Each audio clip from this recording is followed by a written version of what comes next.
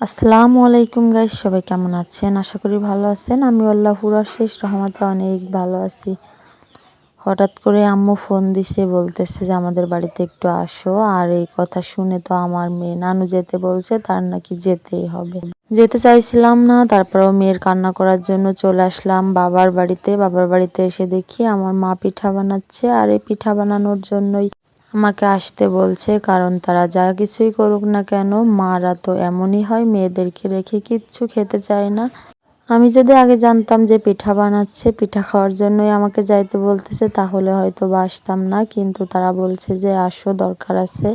আর আমার মেয়েটা, সে তো নানা বাড়ি আসার জন্য একদমই পাগল। আমার ছেলেটাও অনেক পাগল। তাই এসে কি করব, দেখুন মায়ের সঙ্গে আমিও পিঠা বানাচ্ছি। এখানে কুলি পিঠা বানানো হচ্ছে। কুলি পিঠা কিন্তু আমার অনেক পছন্দের একটি পিঠা। আমার মা শুধু কুলি পিঠা বানায় শুধুমাত্র আমার জন্যই, কারণ আমাদের বাড়ির কেউ এই কুলি পিঠা খেতে পছন্দ করে না। শুধুমাত্র আমার জন্য এই কুলি পিঠাটা বাড়িতে বানানো হয়। আমি যদি না খেতাম তাহলে হয়তো বা এই কুলি পিঠাটা কখনোই বানানো হতো না। আমার আম্মু বলতেছে তোমার বানানো লাগবে না, তুমি পিঠা খাও গরম গরম। একদিকে তো আমার আম্মু গরম গরম পিঠা উঠিয়ে রাখছে, আর অন্যদিকে আমি বসে বসে খাচ্ছিলাম। পিঠাটা কিন্তু দারুণ মজা হয়েছে। মায়ের হাতের পিঠা বলে কথা, ভালো তো লাগবেই।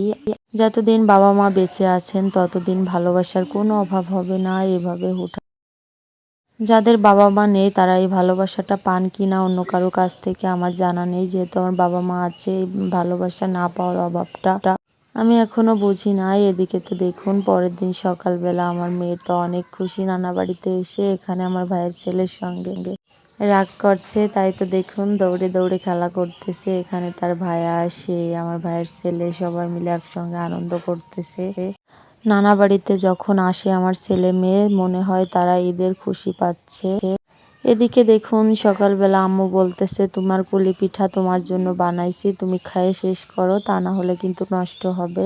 আমাদের বাড়ির কেউই কিন্তু এই কুলি পিঠা খায় না। কি করব, আমি বলছি ঠিক আছে, আমি বাড়িতে যাওয়ার আগে সবগুলো আমি খেয়ে নিবানি। আসলে এত তো খাওয়া সম্ভব না, তারপরেও আপনাদেরকে একটু বললাম। এখান থেকে কিছু পুলি পিঠা আমরা নিয়ে যাচ্ছি বাচ্চাদের নিয়ে। বাহিরে বসে রোদ্দুরে খাবো, কারণ এখন তো শীতের সময়, শীত পড়ছে, বাহিরে রোদ্দুরে সবাই মিলে একসঙ্গে বসে পিঠা খাওয়ার মজাই আলাদা। দেখুন পিঠাগুলো অনেক সুন্দর লাগছে। গরম গরম পিঠা খাওয়ার কিন্তু এক স্বাদ, আর এই ঠান্ডা হয়ে যাওয়ার পর পিঠা খাওয়ার কিন্তু আরেক স্বাদ। আর এদিকে তো দেখুন আমার আম্মু চিতই পিঠা বানাইছে, মুরগির মাংস রান্না করছে, সাথে রয়েছে কুলি পিঠা। বাচ্চাদেরকে এখানে খেতে দেওয়া হয়েছে, আমার ছোট ভাডি, আমার ছেলে, আমার মেয়ে, আমার ভাইয়ের ছেলে। দেখুন এখানে ছোট মামা, ভাগ্নে, ভাগ্নি, ভাইয়ের বিটা, এদের কি মিল! মামার সঙ্গে একই প্লেটে বসে খাবার খাচ্ছে। এদিকে তো আমার মেয়েটা, আমার ভাইয়ের ছেলে, ওরা দুজন একই বাটিতে করে খাবার খাচ্ছে, দেখতেই পারছেন। আসলে যাদের এরকম ছোট একটা মামা আছে তাদের বাড়িতে কিন্তু অন্যরকম আনন্দ হয়। আমার ছোট ভাডি কিন্তু অনেকটাই ছোট, সে আছে বোধহয় বাচ্চাদেরকে নিয়ে একটু, আমাদের কোনো চিন্তা করতে হয় না, মামার সঙ্গে খেলা করে। আরও একটা খালামণি আছে। আমি যখন বাবার বাড়িতে যাই তখন তো আমার ছেলে মেয়েকে নিয়ে আমার কোনো চিন্তাই করতে হয় না। বাড়ি ভালো আম্মু, নানা বাড়ি আসলে মজা লাগে। তাই, এই যে কে হয় তোমার? এটা কে বলো? আর এটা মামা, ছোট মামা এটা। আর এটা ভাইয়া। আর এটা কে? তোমার ভাইয়া।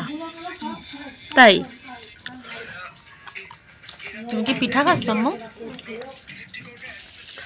কত পিঠা!